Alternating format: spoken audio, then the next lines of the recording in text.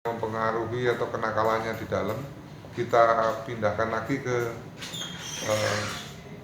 Bone atau Bulukumba. Kemudian di sana juga nakal, dipindahkan lagi ke Palopo, dan dari Palopo nggak sanggup kembali lagi ke sini. Ya kan?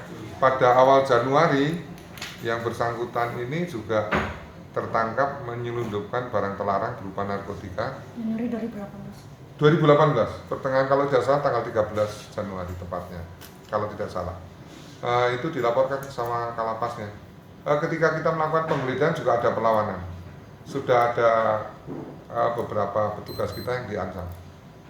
Dan dia selalu menggunakan senjata tajam. Senjata tajam itu dari mana, ya kan? Itu biasanya besi atau apa diruncingkan, dibuat seolah-olah seperti pisau. Nah, di sini kan rata-rata menemukan itu langsung kreativitasnya seperti itu.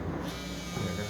Saya sendiri dengan pejabat juga sebenarnya sudah merencanakan untuk memutasikan yang bersangkutan, tapi terkendala dengan proses yang bersangkutan ini masih ada terlibat masalah narkoba yang dilaporkan oleh pihak lapas, karena juga belum dilimpahkan ke kejaksaan sampai hari ini, ya kan?